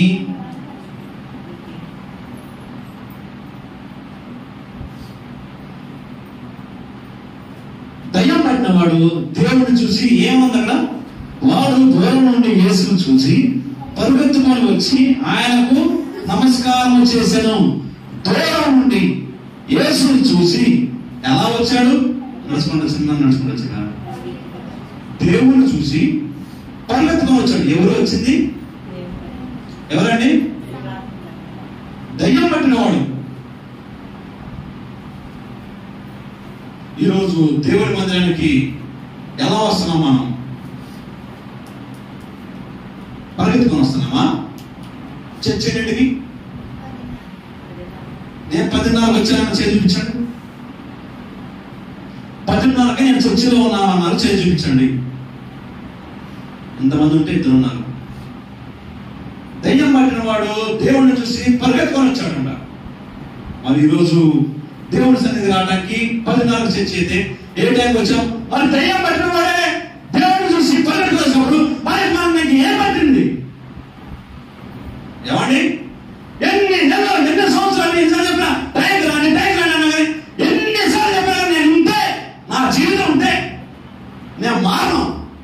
నువ్వు విన్నా చెప్పుకో, ఎవరు ఏమంటే ఈ మాట నేను ఎన్నోసార్లు చెప్పాను.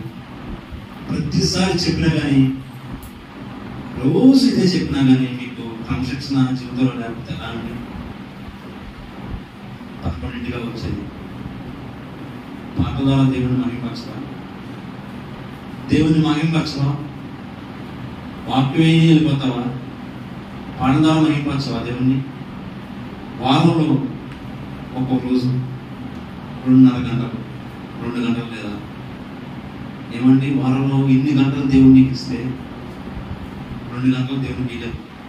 నీకు మంచి ఆరోగ్యాన్ని ఇచ్చి, మంచి భవిష్యత్తుని ఇచ్చి, నీ కుటుంబంకి ఏ అక్కర లేకుండా మంచి ఆరోగ్యాన్ని, మంచి భవిష్యత్తుని, తర్వాత నీకు మంచి వేరే దగ్గరికి వెళ్ళకుండా నీకు కడుపు నిండా తిండినిచ్చి ఆశ్రయించిన దేవునికి 2 గంటల సమయాన్ని నువ్వు కేటాయించలేకపోతున్నావు.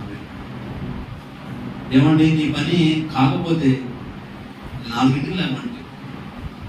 నేను ప్రేర్ అయిపోయిన తర్వాత పోయి కొనుక్కోవచ్చు కదా. సీరియల్ చూడటానికి 8ంటికి అనుకో, ఒక సీరియల్ 8 గంటల పని చేసుకుంటారు, 8 గంటలు రెడీ అయ్యి వచ్చి కూర్చుంటారు. అంతకన్నా ఇది నీ జీవితం మారుస్తుందంటే అది కాదు కదా.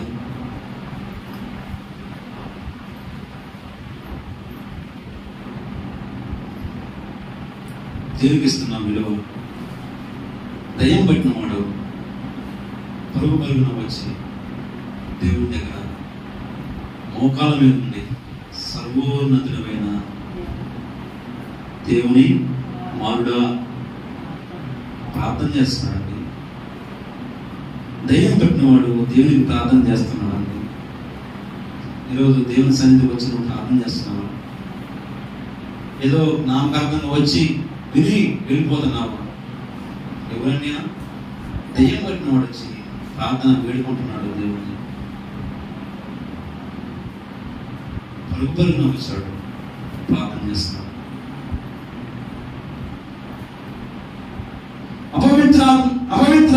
అపవిత్ర కలిగిన వాడై అపవిత్ర స్థలాల్లో తిరుగుతూ, అదుపు లేకుండా అరుచుకుంటూ, కేకలు వేసుకుంటూ తిరుగుతూ అర్థానంగా ఉన్నవాడు వాడి దగ్గరికి యేసుక్రీస్తు వచ్చి సాతాన్ని గద్దించాడండి దేవుడు. సాతాన్ని గద్దించి ఏం చేశాడు? తను బాగు చేశాడు. ఈరోజు మన మధ్య అలాంటి వారు ఉన్నారా? అయితే దేవుడు ఒక మాటతో నేను బాగు చేస్తాను. అపవిత్రమైన ఆలోచనలు, అపవిత్రమైన కోరికలతో ఇష్టానుసారంగా జీవితాన్ని అడ్డమైన పాపిష్టిమ స్థలాల్లోకి తిరుగుతూ ఏదేదో చేస్తూ నీ ఆలోచనలను, తలంపులను అపవిత్రపరచుకొని పవిత్రంగా ఉండాల్సిన అపవిత్రుడిగా జీవిస్తూ ఉంటే ఆ రోజు అపవిత్రపడిన వాడిని, అపవిత్రాత్మ పడిన వాడిని బాగు చేసినండి దేవుడు. ఈరోజు అలాంటి వారు ఎవరైనా ఉంటే నిన్ను కూడా దేవుడు బాగు చేయడానికి చూస్తున్నాడు. మార్కు సువార్త 5వ అధ్యాయం 15వ వచనం మరొకసారి. జనులు తగినది చూడ వెళ్ళి యేసునందుకు వచ్చి, సేనా అను దయ్యములు పట్టిన వాడు బట్టలు ధరించుకొని స్వస్థచిత్తుడై కూర్చొని చూచి బయటపడేది.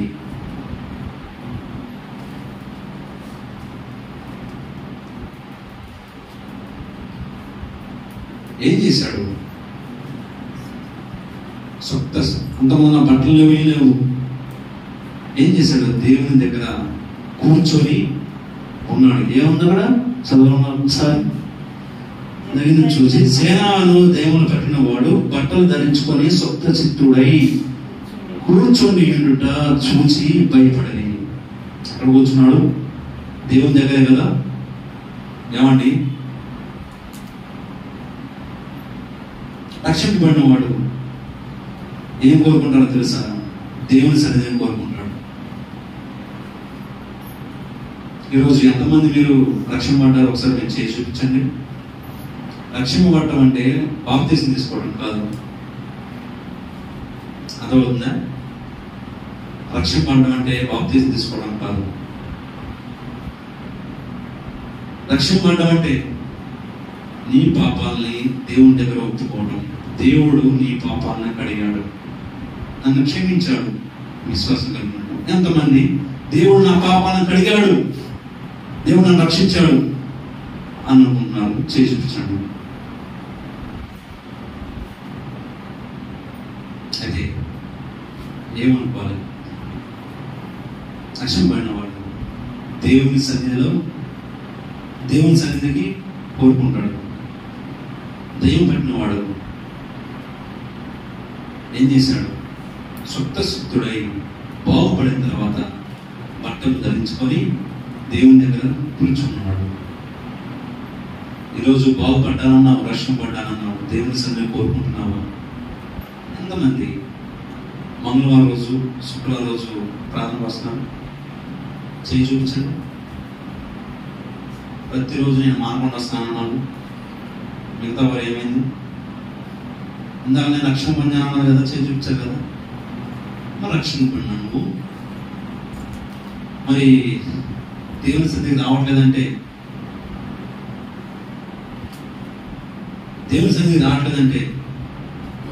రక్షణ పొందినవాడు ఏం చేస్తాడు?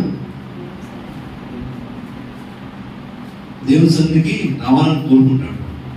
నువ్వు రావట్లేదంటే అపవిత్రాత్మ కూడా నీకు పెట్టిందేమో. ఏమండి, రాకుండా దేవుని దగ్గర రాకుండా సమాధిలో తెగింది ఎప్పుడు? దేవుని అతను బాగు చేయకముందు కదా. ఒకవేళ బాగు చేసిన తర్వాత మళ్ళీ వెళ్తే మళ్ళీ అపవిత్రాత్మ. నువ్వు దేవుని సన్నిధికి రావట్లేదంటే ఎప్పుడో నీకు మళ్ళీ అపవిత్రాత్మ పెట్టిందనే కదా అర్థం. ఏమండి, బాగుపడిన వాడు ఏం చేస్తున్నాడు? ఇప్పుడు నువ్వు దేవుని సన్నిధికి రావట్లేదంటే అర్థం ఏంటి?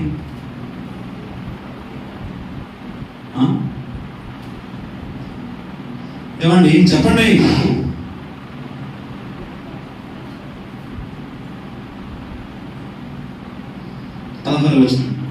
జరిగినది చూసిన వారు దయ్యములు పట్టిన వాడిని కలిగిన స్థితియు పందుల సంగతియు ఊరి వారికి తెలియజేయగా తమ ప్రాంతములు విడిచిపోమ్మని వారు ఆయనను బతిమాలు కొనసాగింది.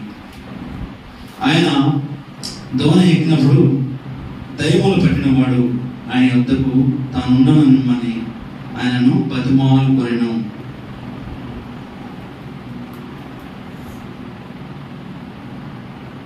ఆయన ఏమని మనుషులు ఏమన్నారంటే, అక్కడ ఏమంటారు, అక్కడ జరిగిన విషయం, సమాధులు తిరిగే వతను, బట్టలు లేకుండా ఇచ్చిన వేళ తిరిగే వతను, తన పాపిష్టుడు, అడ్రస్ లేనివాడు, ఇష్టానుసారంగా జీవిస్తున్నాడు, మనుషుల చేత అదుపు చేయబడినవాడు, ఇష్టానుసారంగా జీవిస్తున్నవాడు, అదుపు చేయబడి బట్టలు వేసుకొని మంచిగా కూర్చొని మౌనంగా కూర్చొని ఉండటం చూసిన జనం.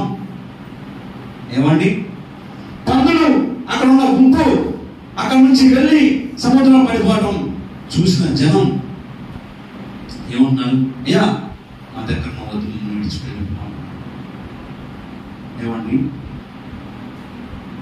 నువ్వు మంచిగా ఉన్నప్పుడు వారం లేని జనం,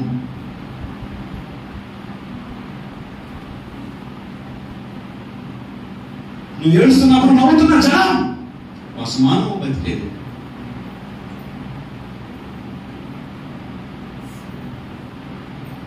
పాపిష్టుడు ఇంటిలో చేశాడు, భార్య భర్తను వదిలేశాడు, భార్యను ఇంటిలో పిల్లలను కుటుంబాన్ని మొత్తాన్ని వదిలేసి ఇష్టానుసారంగా నతనంగా సమాజంలో తిరుగుతూ తన ఒళ్ళని గాయపరుచుకుంటూ ఎవరి చేత అదుపు చేయబడకుండా ఇష్టానుసారంగా జీవిస్తున్న వ్యక్తిని ఎవరైనా అదుపు చేశారంటండి?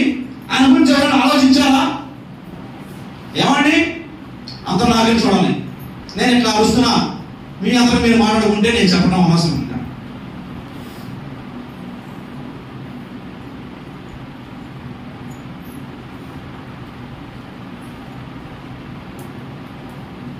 ఎవరు చేత అదుపు చేయలేదు. ఆయన దగ్గర పోరాటం ఎవరికైనా భయం వేసింది, ఆడ చంపేస్తాడా కొడతారని.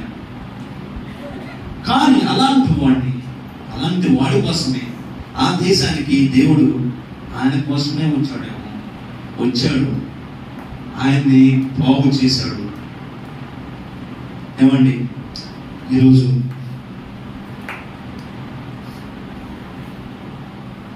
ఒకప్పుడు నువ్వు చేసిన తప్పు, నువ్వు చేసిన పాపం, నువ్వు చేసిన విచ్చలవిడిగా పాపిష్టిగా ఏ అడ్డు లేకుండా ఏ లేకుండా ఎవరు చెప్పినా లేకుండా చేసిన పాపం వల్ల నీ అనువారు నిన్ను వెలివేశారు. నిన్ను ఎవరు ఇంట్లో రాయట్లేదేమో, నిన్నందరూ పక్కన పెట్టారేమో. కానీ అలాంటప్పుడు ఇతన్ని బాగు చేసింది ఎవరండి? అదే దేవుడు ఈరోజు నిన్ను బాగు చేయడానికి ఆయన వచ్చి ఉన్నాడు. కానీ నీ జీవితాన్ని ఆయనకు సమర్పించుకుంటావా?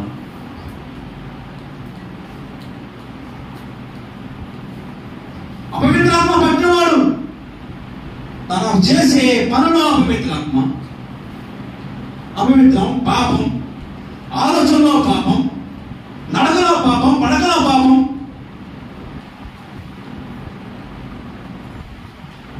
అలాంటి దేవుడు బాగు చేశాడండి. ఈరోజు నిన్ను కూడా దేవుడు బాగు చేయాలని చూస్తున్నాడు.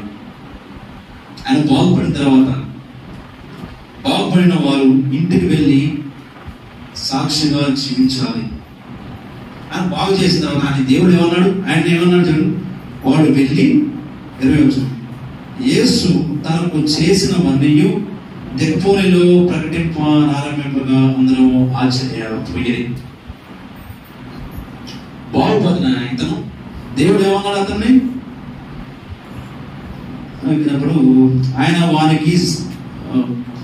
ద్వారా ఎక్కినప్పుడు దయ్యములు పట్టిన వాడు ఆయన యొద్ద తనుండనిమ్మని ఆయనను బతిమాలుకున్నాను. కానీ ఆయన వానికి సెలవీయక, నీవు నీ ఇంటి వారి యొద్దకు వెళ్ళి ప్రభువు నీ యందు కనికరపడి నీకు చేసిన కార్యాలన్నిటినీ వారికి తెలియజెప్పుమనెను. వాడు వెళ్ళి యేసు తనకు చేసినవన్నీ దెక్కపోలిలో ప్రకటింపనారంభింపగా అందరూ ఆశ్చర్యపడి. బాగుపడిన వాడు ఏం చేశాడండి? ఏమండి, మౌనంగా ఉన్నాడా? దేవుడు ఏమన్నాడు? నీ కుటుంబానికి నువ్వు సాక్షిగా జీవించమన్నాడు. అయితే ఇతను ఏం చేశాడు? దెక్కపోలి అంటే 10 పట్టణములు, 10 పట్టణాలలో ఆయన వాక్యాన్ని ప్రకటించడం, ఆయనకి జీవితంలో చేసిన దేవుడు చేసిన కార్యాన్ని 10 పట్టణాలకు ప్రకటించాడు. ఈరోజు బహు దుర్మార్గుడు యేసుక్రీస్తు మార్చేశాడండి. బాగుపడిన వాడు మౌనంగా ఉండలేదండి. ఈరోజు మన మధ్య బాగుపడిన వాడు ఎంతమంది ఉన్నారు? నేను బాగుపడ్డాను వాళ్ళు చేసి చూపించండి. చేతులు ఉన్నాయి కదా అందరికి. నేను బాగుపడ్డాను అన్నవాళ్ళు చేసి చూపించండి. మరి ఎంతమంది మౌనంగా ఉంటున్నారు? నువ్వు ఎలా బాగుపడ్డావు? దేవుడిని ఎలా బాగుపరిచాడు? నువ్వు ఏ విధంగా పాపంలో ఉన్నప్పుడు నీ మనుషులందరూ నేను దూరంగా పంపించిన, దూరంగా వెలివేసిన, ఎవరు నీ దగ్గర లేకపోయినా కానీ దేవుడు నిన్ను నీ దగ్గరకు వచ్చి నిన్ను బాగు చేసిన విధానాన్ని వేరే వాళ్ళకి అంతమంది చెబుతున్నారు, అంతమంది మౌనంగా ఉంటున్నారు, ఎంతమంది సాక్షిగా జీవిస్తున్నారు. ఈరోజు దేవుడు నీ నుంచి కోరుకునేది ఏమండి? అపవిత్రాత్మ కలిగిన వాడే అపవిత్ర స్థలాల్లో అదుపు లేకుండా అరుచుకుంటూ అర్ధనగరంగా తిరుగుతున్న అతన్ని ఎవరైనా బాగు చేశారంటారా? ఆయన పరిస్థితి ఎవరైనా చూశారంటారా? ఆయన గురించి ఎవరైనా ఆలోచించారంటారా? చివరికి తన కుటుంబం వాళ్ళు కూడా ఆలోచించలేదు. ఏ అడ్రస్ లేదు. చివరికి ఆయన చనిపోవడం ఇంకా. అలాంటి వాడిని దేవుడు చూశాడండి. ఆయన గురించి ఆలోచించాడండి. ఆయన దగ్గరకు వచ్చాడండి. ఆయన స్వస్థపరిచాడండి. బాగు చేశాడండి. ఈరోజు నీవు కూడా దేవుని వ్యతిరేకంగా ఎంత పాపం చేశాము. పాపిష్టి పనులు, కళ్ళతో పాపం, ఆలోచనతో పాపం, ఇంట్లో భర్త లేనప్పుడు, భార్య లేనప్పుడు, తర్వాత తల్లిదండ్రులు లేనప్పుడు పాపం పాపం పాపం పాపం పాపం చేస్తూ ఉన్నాం. అలాంటి నిన్ను పాలిస్తామని క్షమిస్తాడా అంటే క్షమించాడండి దేవుడు. ఈరోజు కూడా నిన్ను బాగు చేయాలని దేవుడు ఆశిస్తున్నాడు. అయితే బాగుపడిన నువ్వు ఏమంటున్నాడు? మీరు ఎలా బాగుపడ్డావు? ఇతరులకి సాక్షిగా జీవించమంటున్నాడు. నువ్వు ఎలా దేవుడు నేను బాగు చేశాడు, ఆ సాక్షిగా ఇతరుల దగ్గర జీవించమంటున్నాడు దేవుడు. ఒక చిన్న విషయాన్ని చెప్పి నేను ముగిస్తాను.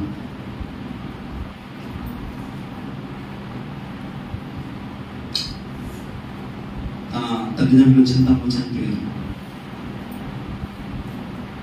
రోడ్డు మీద ఏడ్చుకుంటూ తిరుగుతూ ఉన్నాడు. తన ఉండే వీధికి అన్నంత పక్క వీధికి వెళ్ళి ఇలా తిట్టుకుంటూ తిరుగుతూ ఉన్నాడు. నన్ను కన్నా తల్లి దౌర్భాగ్యాలు పాటిస్తాడు, ఇష్టాసనంగా తిరిగి నన్ను ఎక్కడ కన్నదో దౌర్భాగ్యాలు పాపిస్తాడు అని ఏదో వస్తే అది తన తల్లిని తిట్టుకుంటూ తిరుగుతున్న పిల్లవాడు తిరుగుతా ఉన్నాడు. దూరం నుండి ఒక ముసలాయన చూస్తా ఉండి ఆ ముసలాయన ఆయన దగ్గరకు వచ్చాడు. పిల్లవాడి దగ్గరకు వచ్చి, అరే ఎందుకు ఎవరు తిడుతున్నావు? ఏంటంటే ఎవరు తిడతామే కాదా, నన్ను కానీ పెంచి ఇక్కడ పడేసి ఎక్కడికి వెళ్ళిపోయింది, నా జీవితం ఏం కావాలి, నాకు తిండి ఏం కావాలి, నన్ను ఎందుకు కావాలి అని మళ్ళీ తిరుగుతూ మొదలు పెడుతున్నాడు. ఆయనకి ఆ పిల్లడు కొంచెం అనవటం ఆపిన తర్వాత ఆ ముసలాయన అన్నాడు, అరే నువ్వు నీ తల్లిని తిడుతున్నావు కదా, నువ్వు నీ తల్లిని తింటాను ఎవరు కాదురా, నీ తల్లి మంచిది. మళ్ళీ తల్లి మంచిది, నేనే తెలుసు నా తల్లి గురించి అయ్యి అంటే, అరే నాన్న విను, కొన్ని సంప్రదాయాలని కొంచెం చిన్నతనంలో గుర్తుందో లేదో, నీ ఇంట్లో నువ్వు ఒకడే కొనుక్కొని ఉన్నావు, చిన్నపిల్లవాడు పౌండ్ అవుతున్నావు, ఉయ్యాల్లో ఉన్నప్పుడు మనకు ఎలా అనుకున్నాయి తెలియదు, మనకు అనుకున్నాయి కాలిపోతుంది. మేమందరం నిలబడి ఉన్నాం, మా అందరినీ నాలుగు తీసుకున్నామని చెప్పేసి ఉంది. అందరూ మధ్య ఆమె ఎక్కడికో బయటకు వెళ్ళింది. ఆ మంటలు చూసుకుని తలగెత్తుకుంటూ వచ్చి అందరూ మమ్మల్ని బతిమాడుతున్నాం, మేము నిలబడుతున్నాం, మగవాళ్ళం, నా కొడుకు లానున్నాడు, కాలిపోతున్నాడు, తీసుకురా అని చెప్పేసి అని అందరం మమ్మల్ని బతిమాడితే మేము దయచేయలేకపోయాం. మేము ఎంత ఒకరు కాలిపోయి మేము చచ్చిపోతాం దయచేయలేకపోయాం, వెళ్ళకపోయాము. కానీ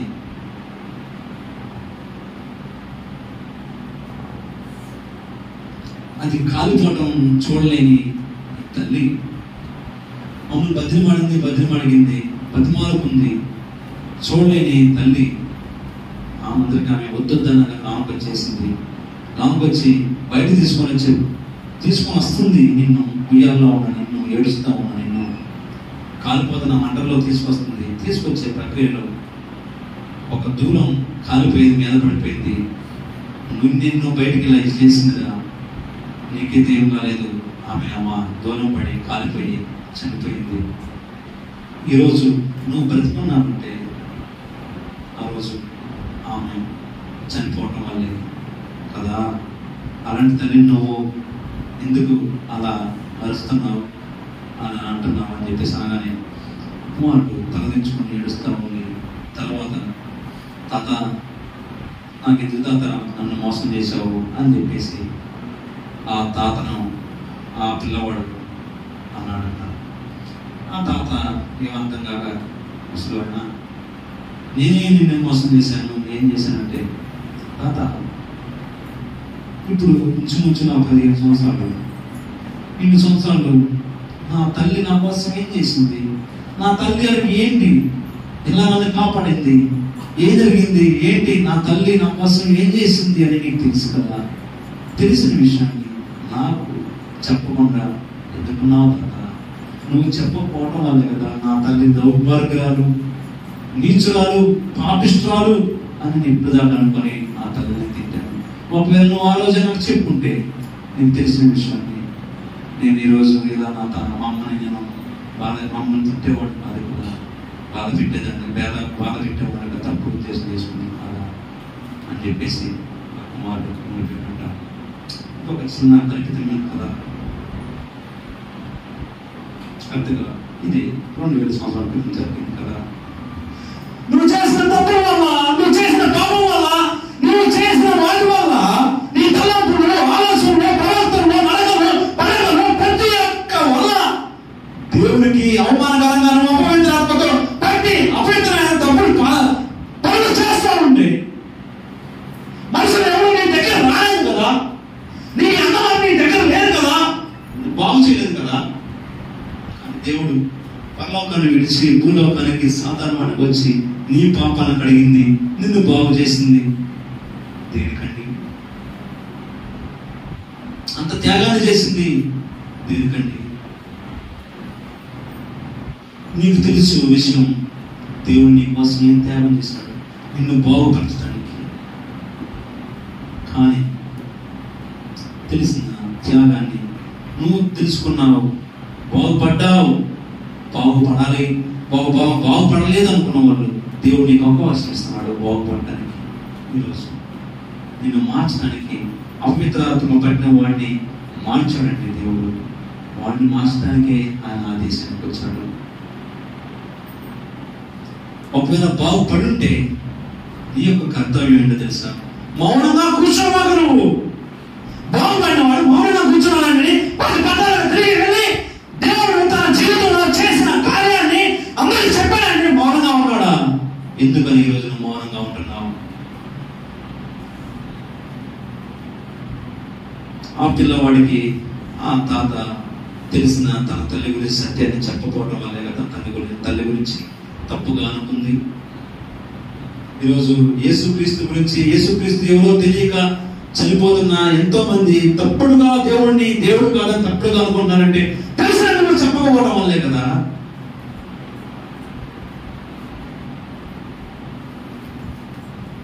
దేవుడు దానికోసం నిన్ను బాగు చేసింది. మౌనంగా ఉంటావని ఏమన్నాడు? సాక్షిగా జీవించుకున్నాడు. సాక్షిగా జీవించాలంటే నువ్వేదో పెద్ద పెద్ద వర్తమానాలు చెప్పడానికి కాదు, ఏదో గంటల గంటల వర్తమానం తిప్పేది చెప్పడం కాదు కదండి. దేవుడు ఒకప్పుడు నీ జీవితం ఎలా ఉంది, నీ జీవితాన్ని ఎలా బాగుపరిచాడు చెప్పమనే కదా దేవుడు అనేది. ఒకవేళ ఇప్పుడు దాన్ని నువ్వు బాగుపడిపోతే, ఇప్పుడు దాన్ని నీ పాపాలు క్షమించబడదు. దేవుడు ఏదో సిద్ధంగా ఉన్నాడు నీ పాపాలు క్షమించడానికి, నిన్ను బాగు చేయడానికి. సాధారణ చేతులు ఇప్పుడు బంధింపబడి సాధారణకు ఇష్టానుసారంగా జీవిస్తే ఇప్పుడు దేవుడిని సిద్ధంగా ఉన్నాడండి. సాధారణని నిర్మించి నేను బాగు చేసి పరిశుద్ధుడుగా పవిత్రుడుగా చేసి ఆయన వారసులుగా చేయడానికి సిద్ధంగా ఉన్నాడు. కానీ నీ జీవితాన్ని ఆయన చేతిలో పెట్టడానికి నువ్వు సిద్ధంగా ఉన్నావా?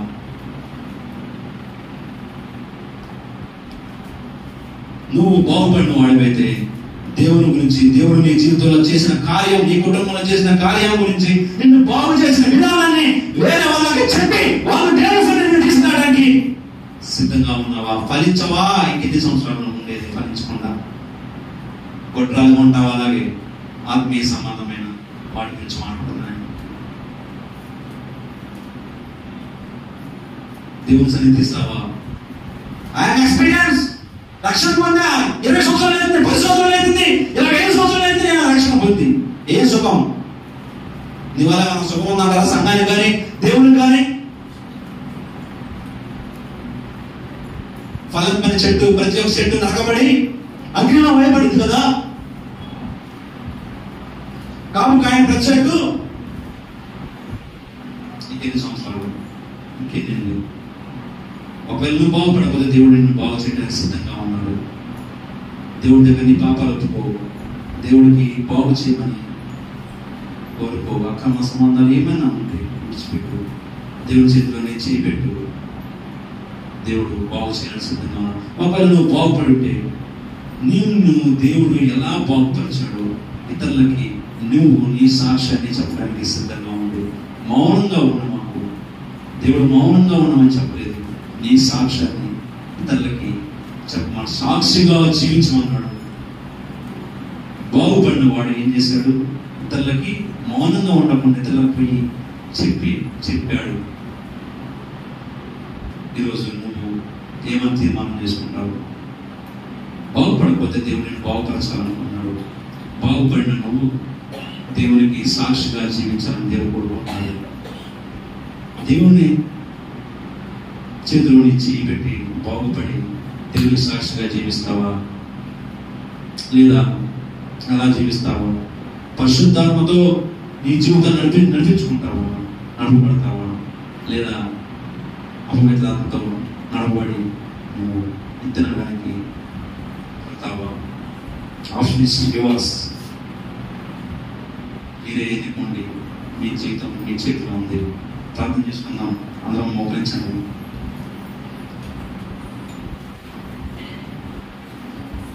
అందరూ మోకరించండి.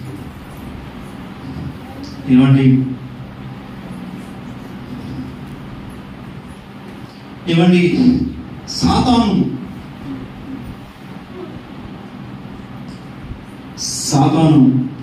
నాశనం చేయాలని చూసిందండి. సాతాను పని ఏంటంటే నాశనం చేయడం అండి. నాశనమైన వాడిని బాగు చేయాలని నాశనం చేయటమే అండి. లోకాశల కోసం, లోకోరం కోసం పరితపించిపోతూ అపవిత్రాత్మతో నింపబడి నువ్వు అపవిత్రాత్మతో నడిపించబడుతున్నావు. సాతాను అపవిత్రాత్మ అంటే ఎవరు?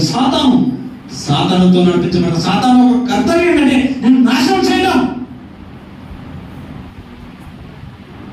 కానీ నాశనం చేసిన వాడిని ఏదో బాగు చేయాలని, ఏదో చేయాలని సమాజం ఎలా అనుకుంటుంది బాగు చేయాలని, కానీ దాని పనే అవ్వలేదు. దాని వల్ల కాలేదు సమాజం వల్ల. కానీ నువ్వు ఏ విధంగా ఉన్నా కానీ నిన్ను బాగు చేయాలని అపవిత్రాత్మతో నువ్వు కట్టబడితే నిన్ను కడగాలని శుద్ధిగా చేయాలి అని దిగు వచ్చాడండి. దిగు వచ్చి నిన్ను పరిశుద్ధిగా మార్చాలని, నేను బాగు చేశాడండి. ఈరోజు నిన్ను బాగు చేయడానికి వచ్చాడు నీ దగ్గరికి. నీ జీవితాన్ని ఆయన చేతిలో పెడతావా? ఏమండి సమాజం ప్రయత్నం చేసింది, తన చేతిలో ఏమీ లేదు. నాశనమైన వాడిని, పాడైపోతున్న వాడిని బాగు చేయగలిగిన వాడు ఒకే ఒక్కడండి, ఆయన యేసుక్రీస్తు. ఆయన నీ చేతి దగ్గరకు వచ్చాడు, నీ దగ్గరకు వచ్చాడు. ఈరోజు యేసుక్రీస్తు చేతిలో నీ చేయి పెడతావా బాగు చేయమని? పాపిష్టు ఆలోచన కోరికలన్నీ దేవుని కోసం వదిలేసుకుంటావా? దేవుని కోసం దేవుని దగ్గర వదిలేస్తావా? దేవుడు ఆయన బాగు చేయాలని సిద్ధంగా ఉన్నాడు. బాగుపడిన నువ్వు దేవుని వాక్యాన్ని, దేవునికి సాక్షిగా ఎలా దేవుడు నిన్ను బాగుపరిచాడో ఆ సాక్షి జీవితాన్ని నువ్వు ఇతని దగ్గర జీవించగలుగుతావా? జీవితం నీ చేతిలో ఉంది. వాక్యం నాకు అర్థమైంది. దేవుడు ఈరోజు నాతో నేను మాట్లాడాడు. అవును, నేను తప్పుడు పనులు చేస్తున్నాను, వేస్ట్ అడ్రస్ లేని వాడిని. నన్నైతే నా ఇంటి వాళ్ళందరూ వెలివేశారు, పక్కకు తింటారు. కానీ నా దేవుడు ఇదిగో నేను అందరితో చేత విసర్జింపబడిన వాడిని. కానీ దేవుడు నన్ను పట్టుకున్నాడు. దేవుడు నన్ను చేరతీశాడు, నన్ను మార్చాడు, నన్ను బాగుపరుస్తాడు. ఇప్పుడు ఆయన నన్ను బాగుపరచగలిగింది ఆయన ఒక్కడే. ఆయన మారుస్తున్నాడు నన్ను. ఆయన నన్ను పవిత్రాలుగా చేయబోతున్నాడు. ఇదిగో బాగుపడిన నేను ఇప్పుడు బాగుపడాలని సిద్ధంగా ఉన్నాను. దేవా నన్ను బాగు చేయవా అని వారు ఉంటే, బాగుపడిన నేను ఇదిగో నేను సాక్షిగా నేను జీవిస్తాను తండ్రి.